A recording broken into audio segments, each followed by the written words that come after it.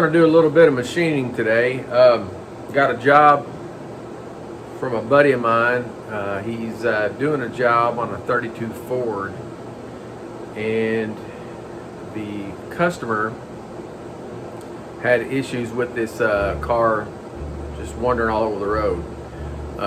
What's pretty common in a straight axle like this one here is that the kingpins in them get wallered out over time. This is forged steel.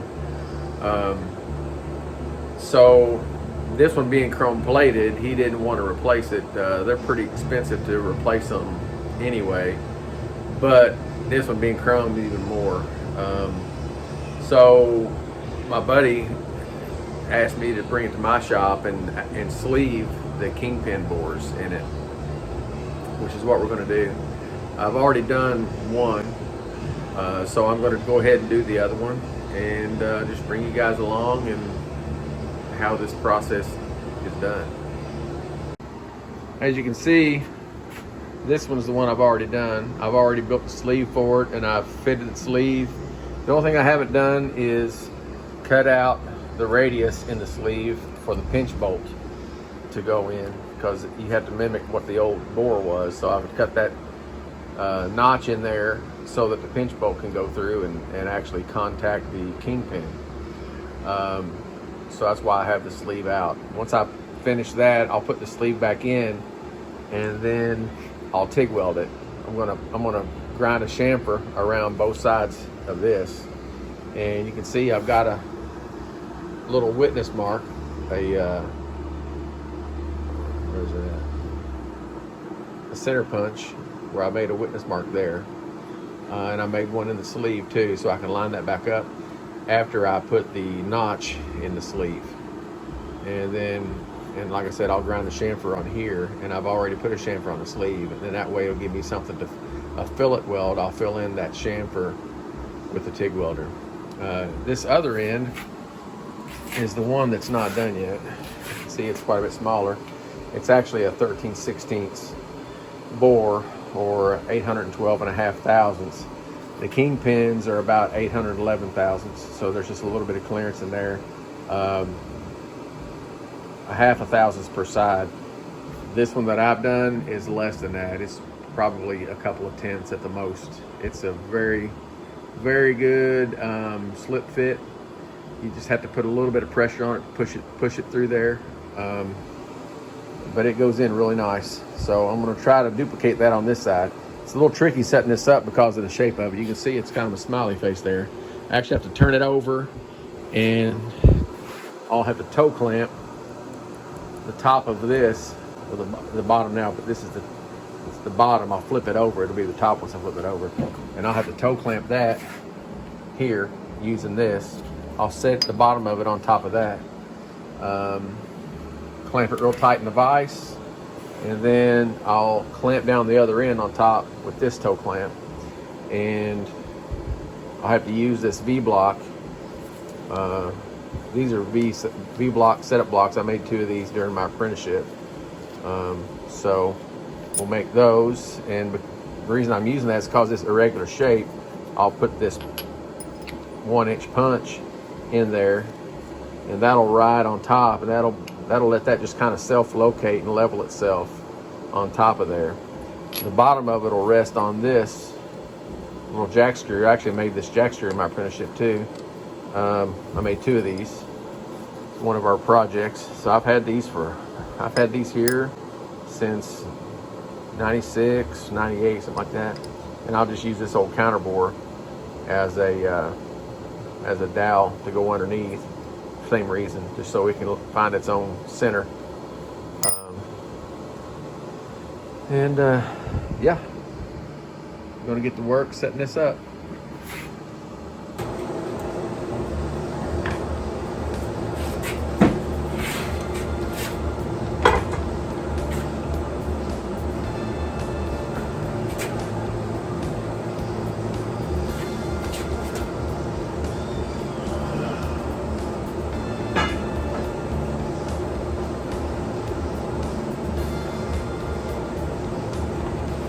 Get an initial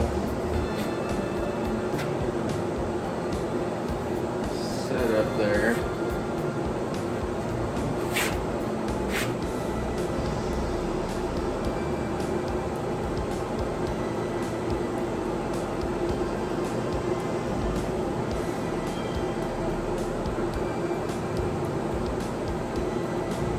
Snug it up a little bit.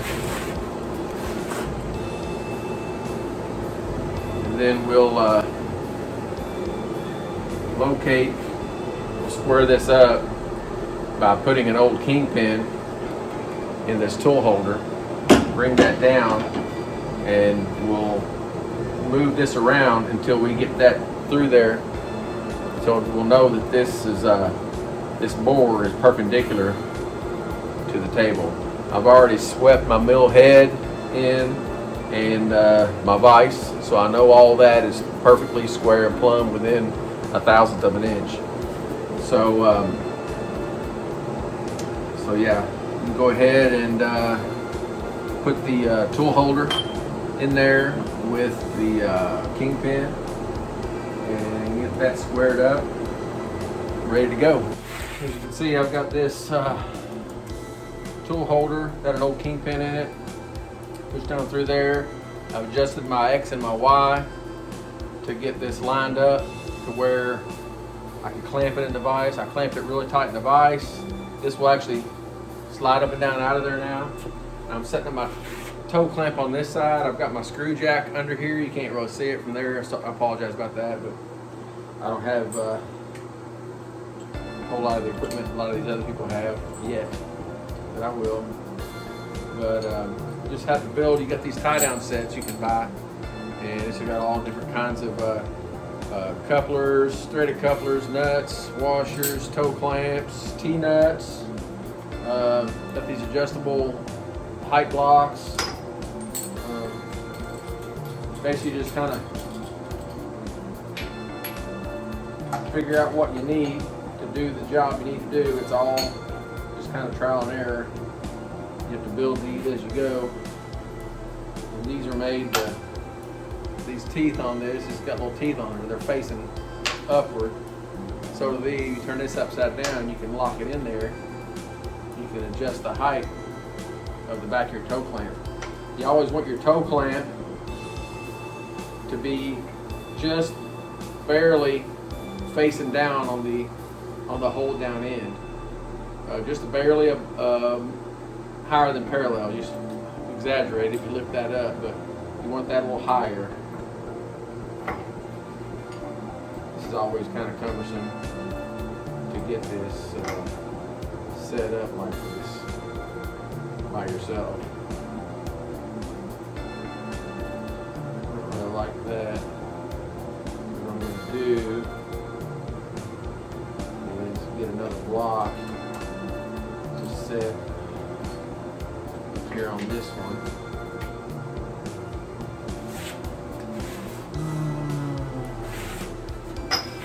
Like that. Just need anything kind of square.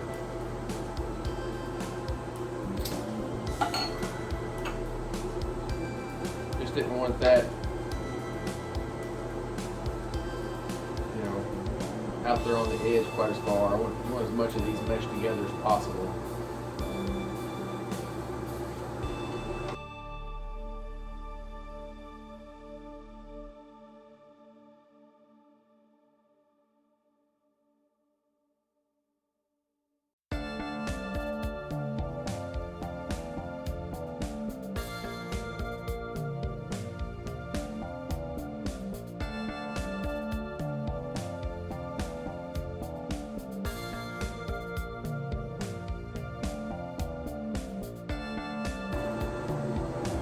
Don't look like it, but I was laying on that pretty hard. I mean, that's probably easily, 140 foot-pounds on that, what I just put on that. All right, now I've got this way tight. I'll go ahead and raise my kingpin up out of there. Lock this in place. Sleeve out. This is just like the sleeve that I'm going to make to fit in here. but this one's a little bit oversized so I could use it for setup. Right. There's the old kingpin. I turned the head off of it. These are forged, so you had to use carbide to turn that off there, or grind it off. Grinder will work. All right. Now, I'm going to toe clamp this side.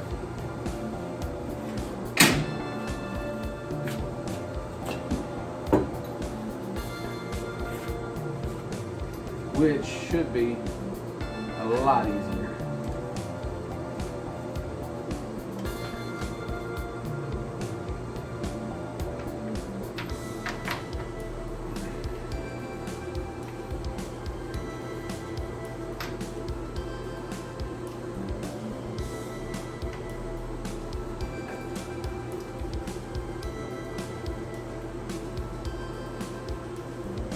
Raise this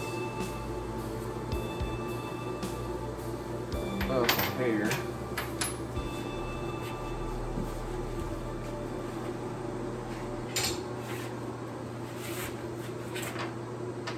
As long as you got some good parallel blocks,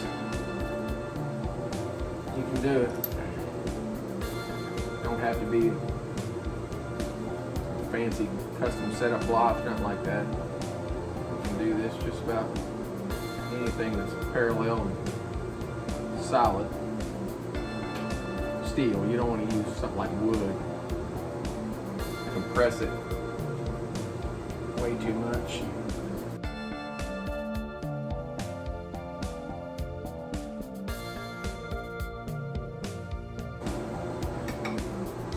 Don't have to grab a lot of it. I've just got this about 1/8 of an inch over on the top of this. So, but everything's good and solid. It's pulling down straight. There's nothing at an angle and a twist. It's pulling down on top of this spacer, tight against the table. So nothing's gonna move, or shouldn't move. We're gonna hope that it doesn't move. Tighten that down real good. You don't want to get no vibration or harmonics or anything like that. Sometimes happens. If we get that, we'll address that as it happens. But hopefully we're good now. I trust it. So this tool here is your vice wrench. It also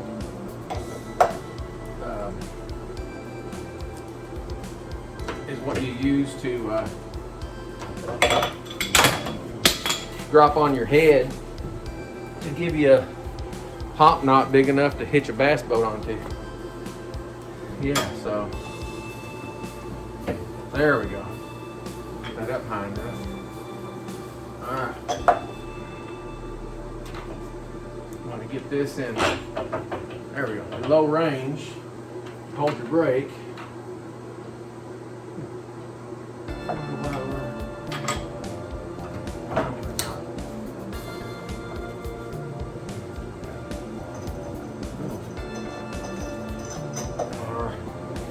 Wasn't real tight, that's why. I was like, what's going on here? And you got to tap it, your copper hammer, or a dead blow. Copper hammer, you want something, dead blow's not really good because you want something that's got a little bit of impact to pop that loose. You always want to make sure that this is screwed a couple threads into your tool that you're taking out, because if it's just, that's threaded there, and if that rod is just sitting on top of there and you hit it, you mess your threads up on your rod. Not necessarily in this. This is hardened, but mess it up on your rod, then you got to mess with that. But just screw it in there, just a couple of threads, tap it real light, it'll pop loose off of that taper. Take it right out.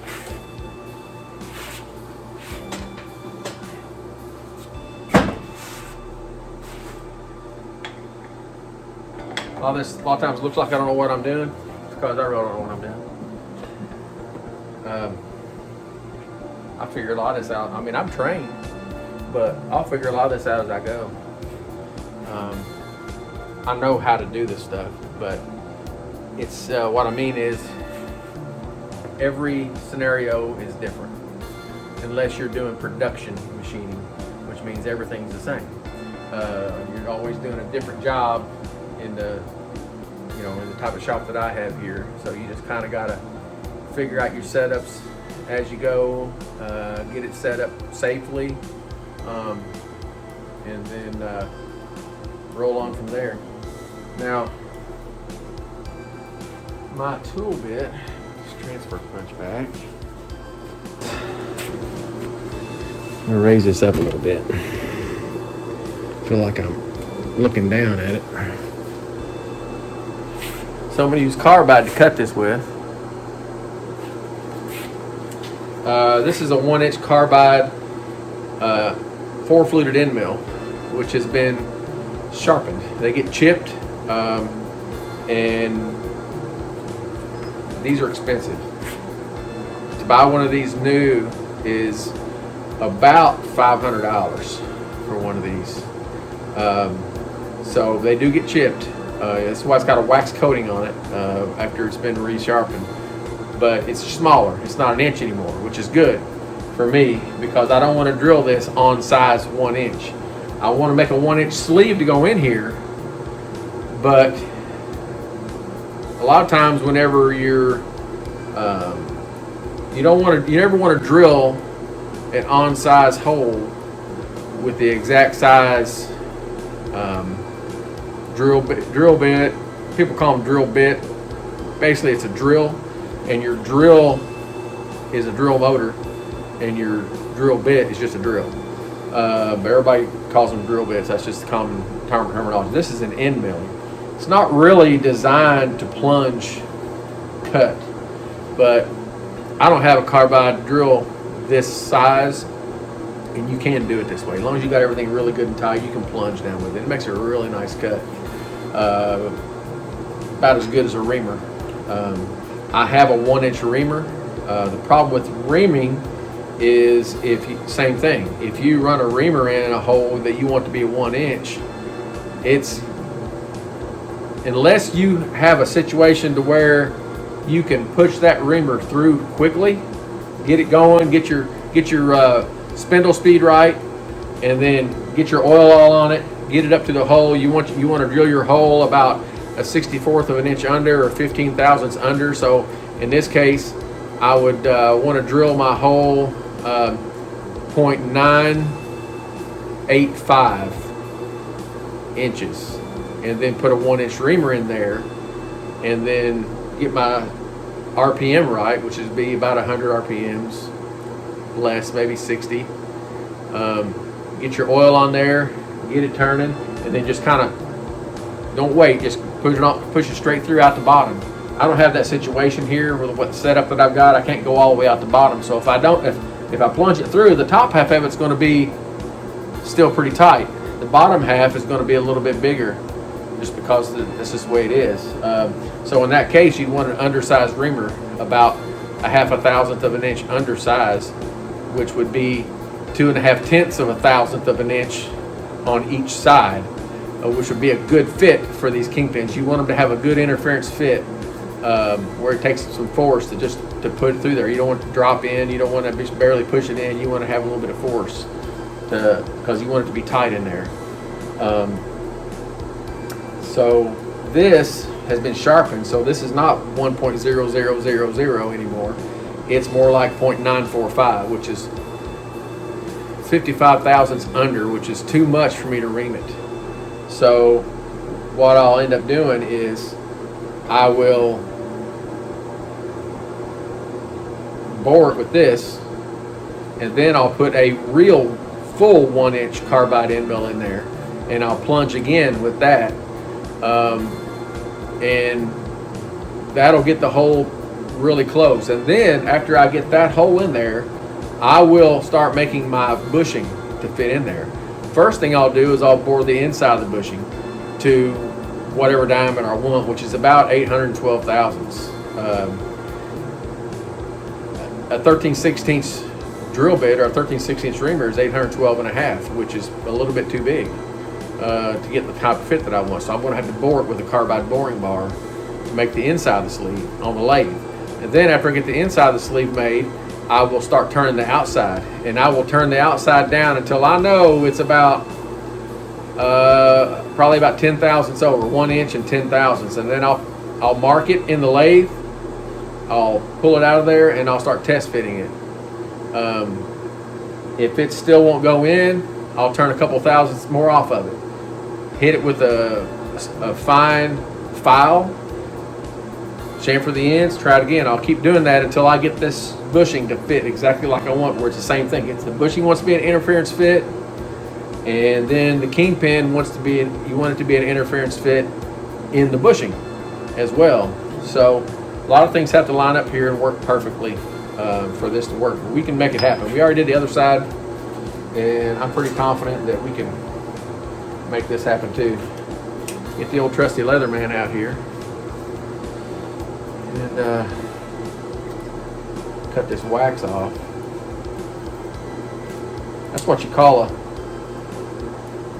old man like me at the beach, Leatherman.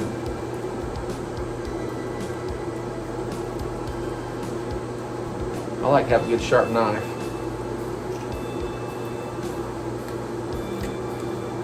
And it shows because I just almost cut the end of that finger off with this knife one day. Just made a stupid mistake. Didn't realize it was as sharp as it was, and got my finger in the way. Before I knew it, I had cut through a zip tie and into my finger. What I should have done was got off the ladder, went to my toolbox, got my shears, got back up there, cut the zip tie. Who's got time for that? I got this Leatherman right here on my belt. I mean, just grab it, open it up, get up there, hold the hydraulic hose out of the way, put it on the zip tie, then move your hand and cut through. It was so sharp, I put it on the zip tie and it was like bam! And it went right into my finger all the way to the bone. I had to go to emergency room, get some stitches put in it. They fixed me up pretty good, but it's still a little bit numb right there, which is okay. I worried about that because I play guitar, and I was going to have to play in the worship band soon, and at church, and I was worried that wasn't going to be okay, but it ended up. I kept it real clean, and it was it healed up pretty good, pretty quick, good enough for me to play. Where did I put my tool holder? And you guys know where I put my tool holder? It's going to be a snake, like a snake. It's going to be right here in front of me. It's going to bite me. I know it is.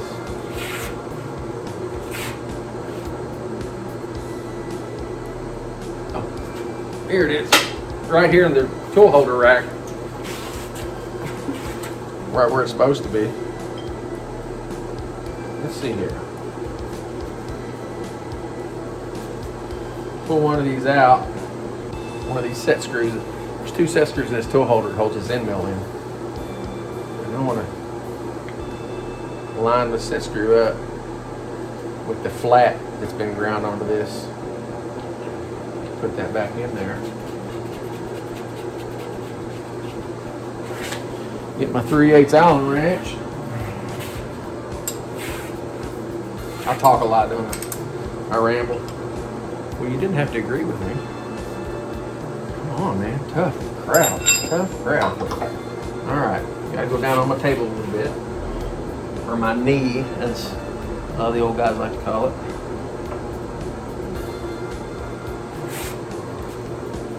You know why they call it a knee?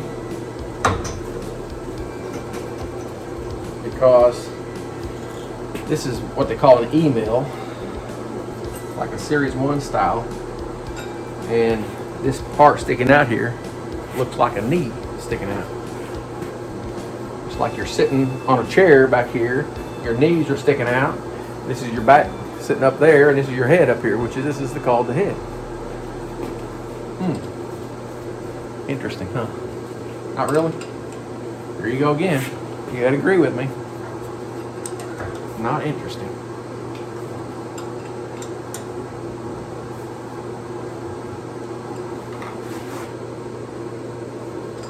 up here in my left hand, I'm holding my brake. There's a brake on this spindle.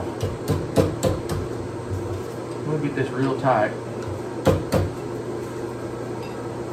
All right, now tighten this up.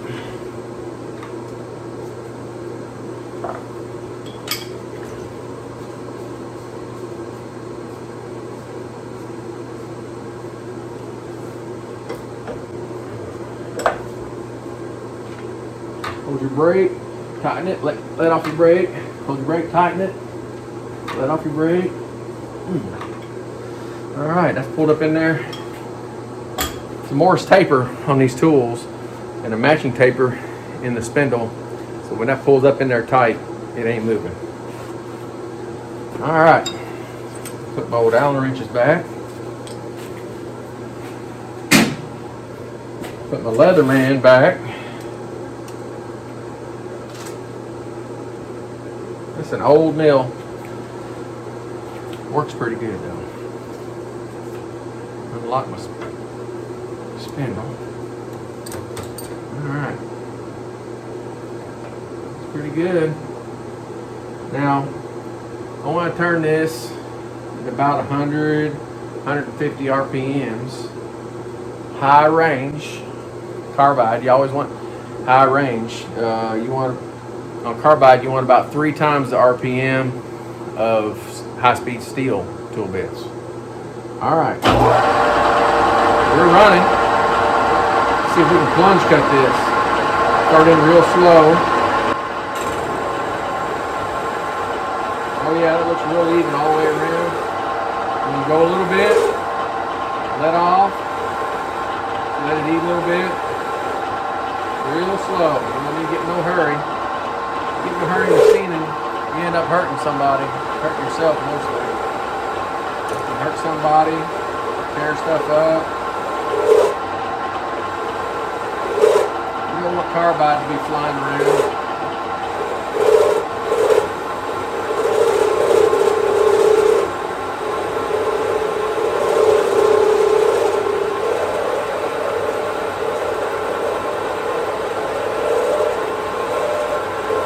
A little bit of pressure because I'm getting that squeal and harmonic there. So kind of control your pressure on your lever here and manipulate that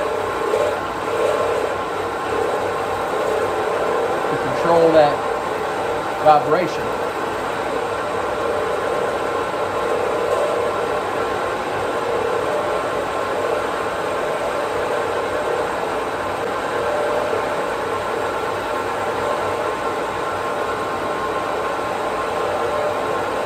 Going good.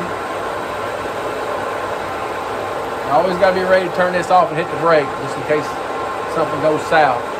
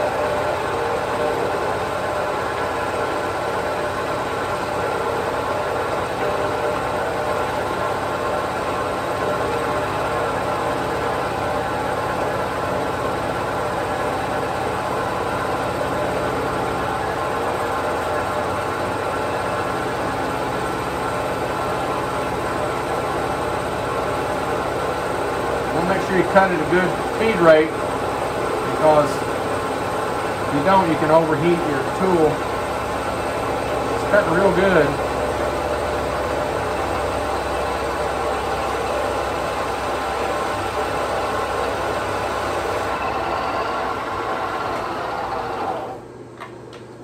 We'll stop there for a minute. We're just about through it, I think.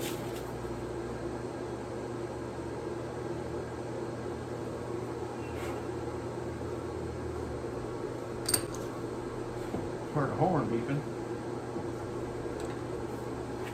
This is what color you want your chips to be. Silver. If those come out and they're blue, either your spindle speed is too fast or your feed rate is too fast. It's okay if they come out straw colored, kind of a tan colored, but as soon as they hit the floor, they'll turn blue. That's okay, but at that point, you're going to want to add some coolant. I'm not even seeing any straw color on these, so this thing is sharp. It's cutting good. Everything's happy. Let's try. You know what I'm going to do? I'm going to add a little bit of cutting oil on her just for fun of it. I don't want to tear up my end mill. Just put a little, don't take a whole lot. Put a little drop on there. All right. I'm going to back it out of here. Start again. Over there. Turning that cutting on. I sharpened her up a little bit, didn't it?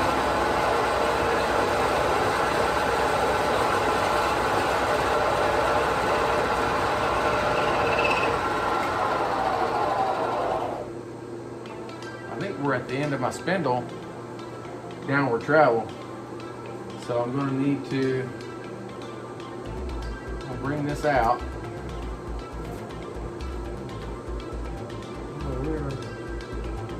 We're close. We'll bring my knee up.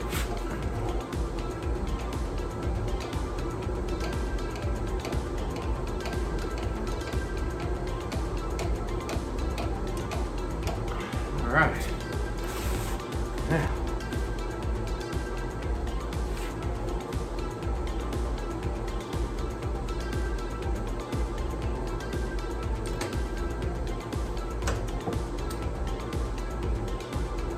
That.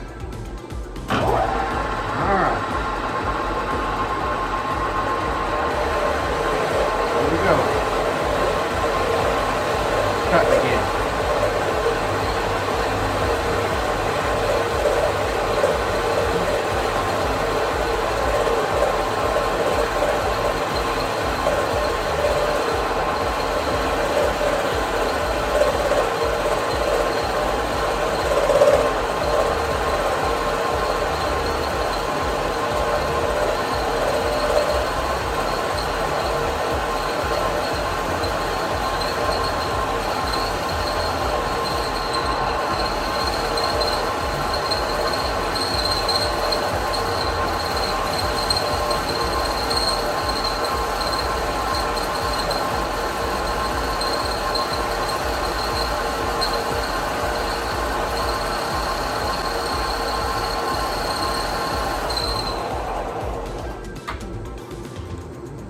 Out.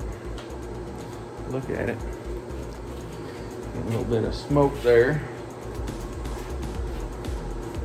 I'm gonna smoke my end mill. It still looks okay. It still looks good. I'm just about through it. I'm gonna put another little taste of oil on it.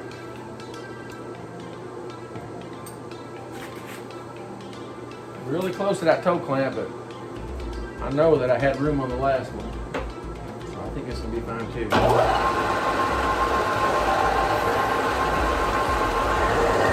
think we're through.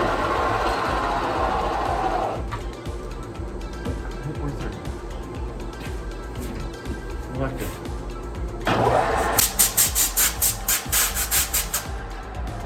That is a pretty bore. Really good. Let's let our knee down. Okay, 20 cranks.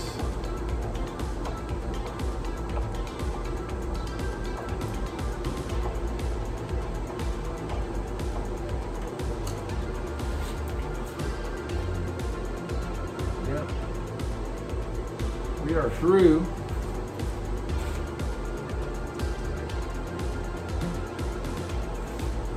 All right.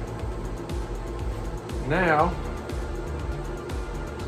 we are going to just make a quick measurement.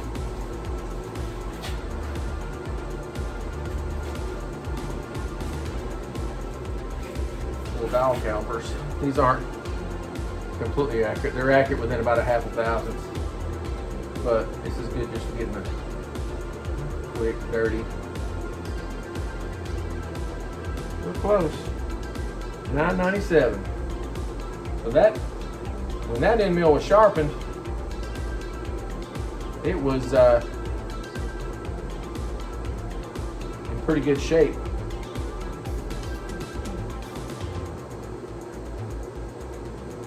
Wasn't too bad. 997, you know what? That's close enough. I don't think I'm gonna go any more with it. I want it to be about an inch. So we're gonna leave that. I'm gonna take my tool bit, my end mill out, clean up, start making my bushing that I want to fit in there.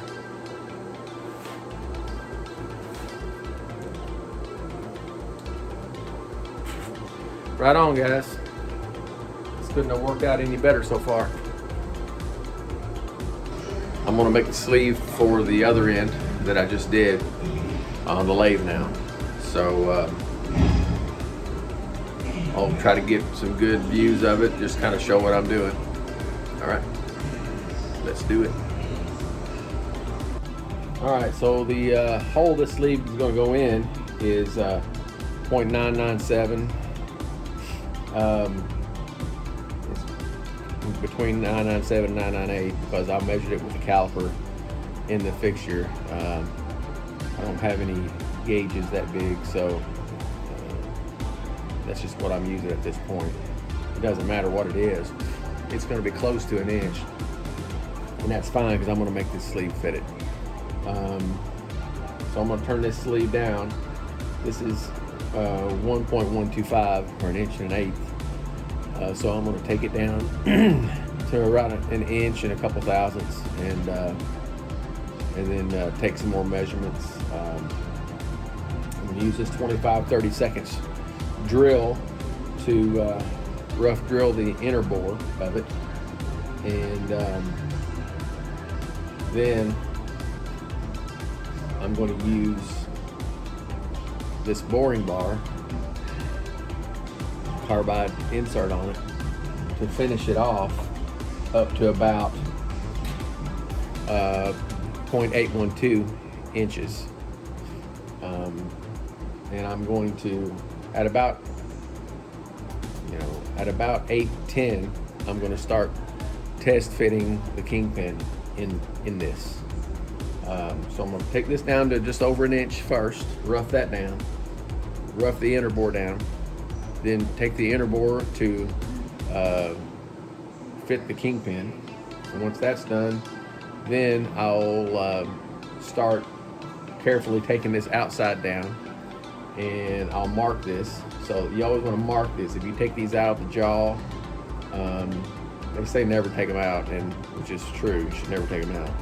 But in this kind of a scenario, my equipment here is old, and it's pretty good, but it's not what I'd call extremely tight and extremely accurate. You can do accurate work on it, but it just takes a little longer because you have to test fit things. So when I take this out, when I get it close, I take this out to test fit it. I'm going to mark which jaw is where. Just put a line there, and so I get it right back in the same spot, just in case there's any, anywhere in the jaw or the workpiece that I'm working on is a little bit out of round, which I'm guaranteeing that it is. So we'll try to get that back as close as possible. That's why I'm not going to take this outside diameter down completely down to the number right off the bat, because there's a good chance I'm going to have to dress this down just a little bit more to make it fit that hole. All right, first thing we're going to do is rough that down on the outside, and then we'll drill it. Go in here and touch off. It's rough anyway. Zero out my y-axis.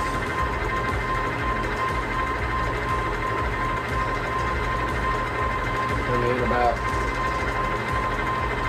25 thousandths.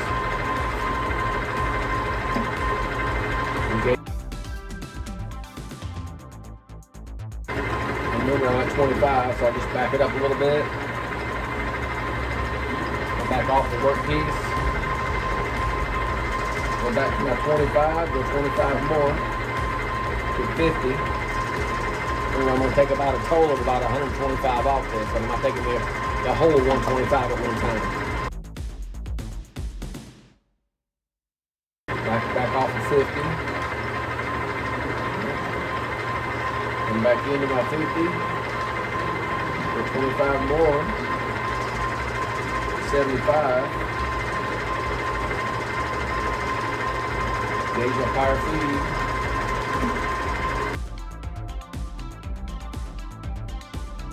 I'm back to 75. Go to 100,000. Another 25.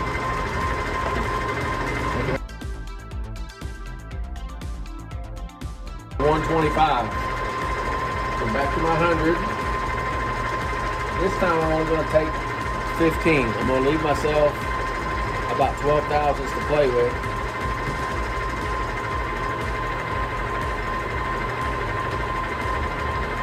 Just 15 thousandths.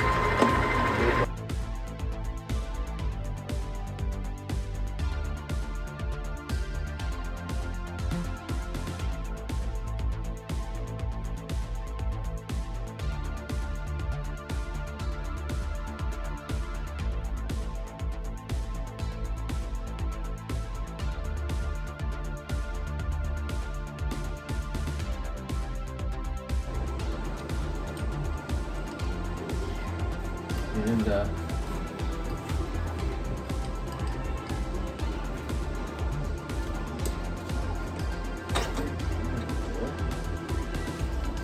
all right.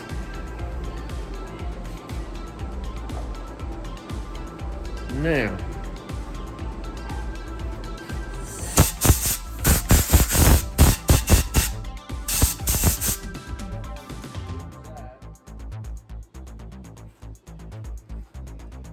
tailstock back.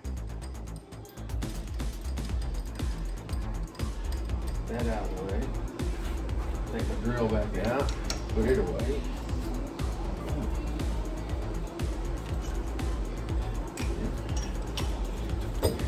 I always like to put my drill chuck wrench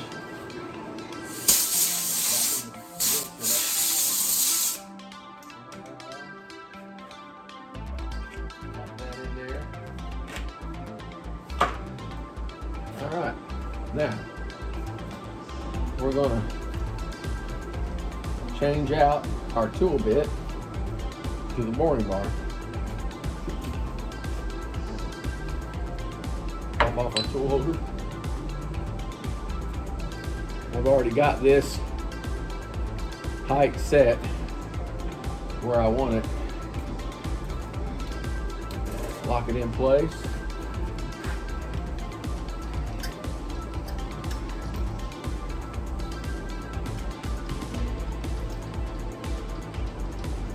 Bring it in, bring it over so it touches, back it off a little bit, and back it out.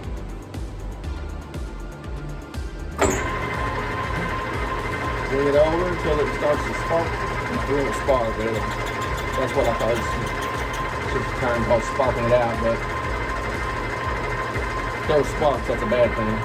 But no, we just bring it over where it touches. And then what we're going to do, zero out on my chronometer dial again. Okay. And with this, you want to take a lot smaller cuts. You don't want to take 25 thousandths of that. You want to take about, really only about 3 or 4. I'm going to do 4 since my chronometer is in 2,000ths increments. And then we're going to come over and we're going to stop it about when that workpiece almost touches this tool holder. And we know we're far enough to where when we're done we can part that out, part it off with a parting tool, and have the length of sleeve we need. We only got to take about 32 thousandths out of this. So we should clean up that wobble long before that.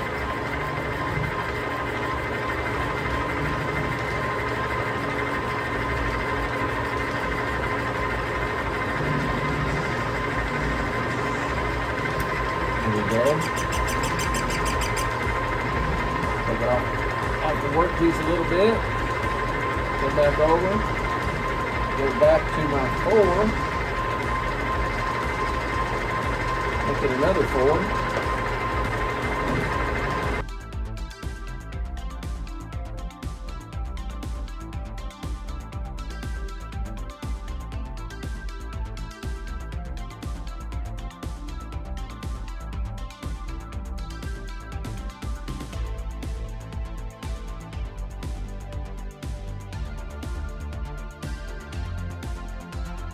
Just do a quick, test, just make sure my math's right.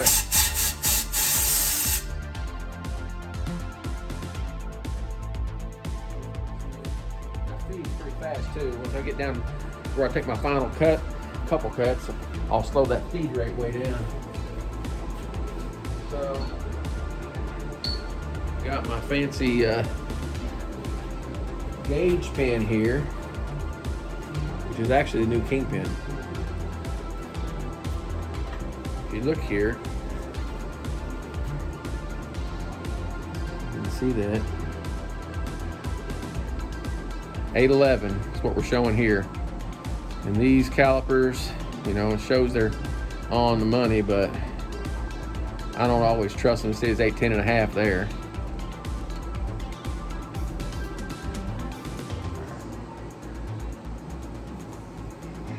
See, now it's showing a 0.5 thousandths off. I always want to wipe these jaws. There, it's back on 0. There at 810.5 again. So, I'm pretty confident we're still way small on our bored hole. Yeah, we're at 802.5, 803.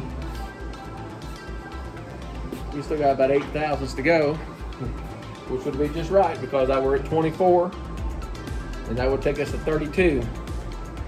So we're going to take 4 more.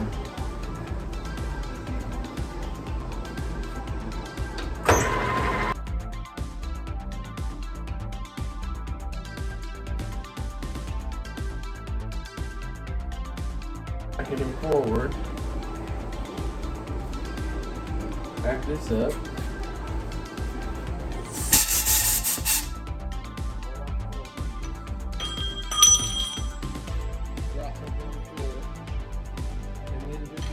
Check. Still small, which I figured it would be. I think we're still about 4 thousandths small. Let's check it just with a rough check at the calipers here.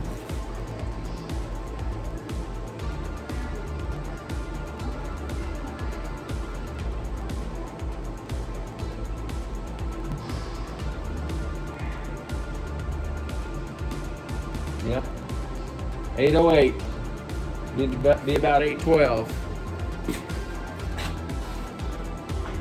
What we're going to do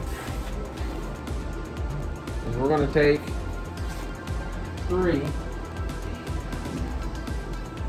and do the same thing we just did. We're going to power it in and reverse it and power it back out again at a slower setting.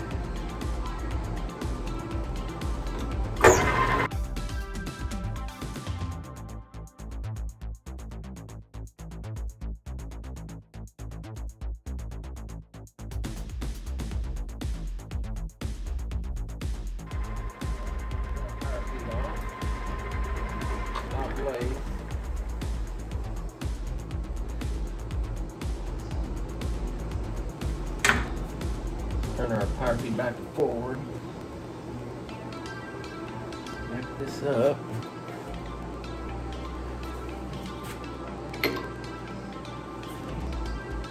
It's about line to line. It still won't go in. I'm going to take about another thou.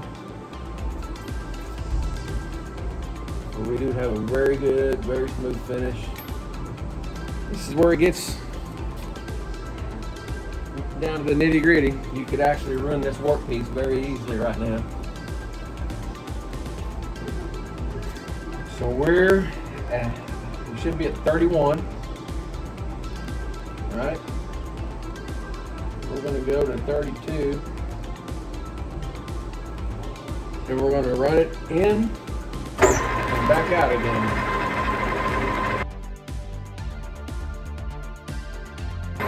Alright, so this is like watching paint dry for you guys, probably. We're going to do a time lapse on the rest of this.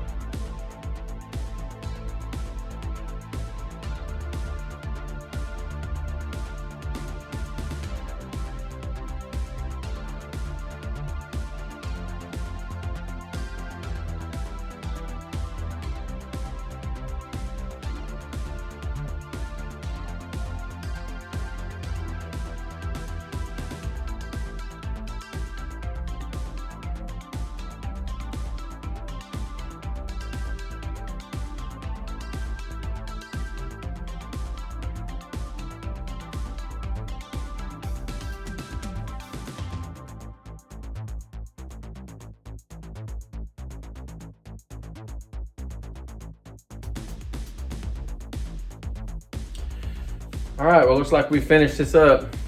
Well, not completely. You see here, there's actually a pinch bolt that goes through here that holds this kingpin in that notch right there. So I've stuck these sleeves in there. I don't know if you can see, but I inked these up and then I scribed a line where that hole breaks through in there so I can cut these out, these sleeves out, to where that pinch bolt can still get to this. But as you can see, you know, these sleeves, you know, just barely interfere, tap their way in, kingpins go in. A little burr on the bottom there, but we'll take care of that.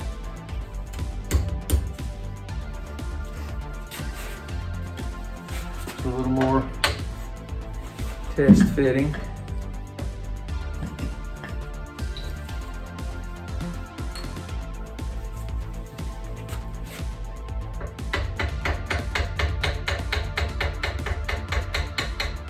A light tap on that.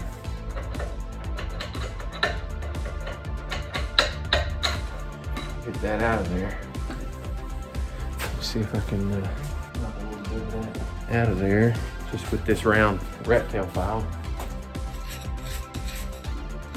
Interesting thing about a file, in case y'all didn't know, they only cut one direction. So you see a lot of people get them and just sawing back and forth on them like a saw, and that'll just dull it. It drags the cutting teeth backwards and dulls them. So you just you gotta touch it, push forward. It's the other end. When I raise it up, it's the other end of it's touching the top of this hole, just to hurt it. Just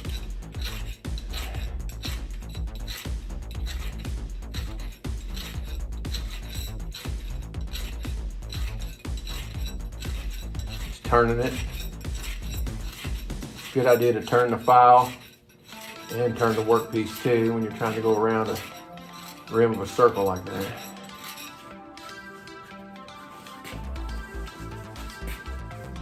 Let's see if this put that kink in. I do that a lot. It's gonna be right here in my face. Right up in my grill where I laid it down. One of those things where if it was a snake, we're getting at. Right here it is. It's laying right there next to me. Oh, look at that. We're right through there then. So then, should be able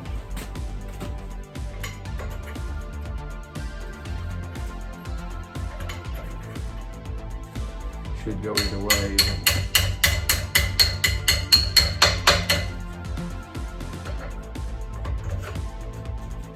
Right there. That's about as good as you're going to get on a kingpin. Way better than factory.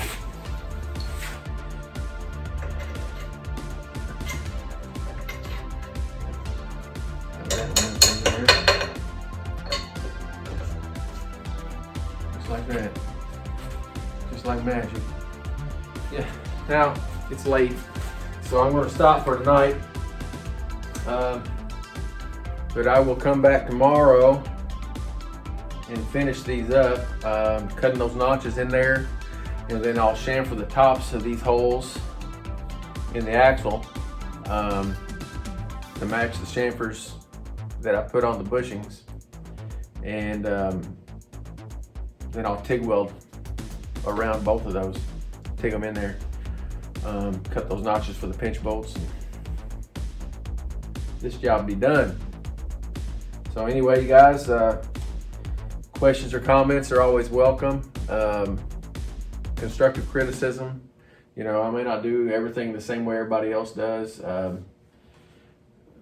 but I'm more than happy to hear advice and learn from you guys. You know, whatever you've got to offer, I'm up for, and we can learn from each other. So yeah, subscribe to my channel if you want to, and that'd be great. I would really appreciate that, and we'll catch you down the road next time. Peace.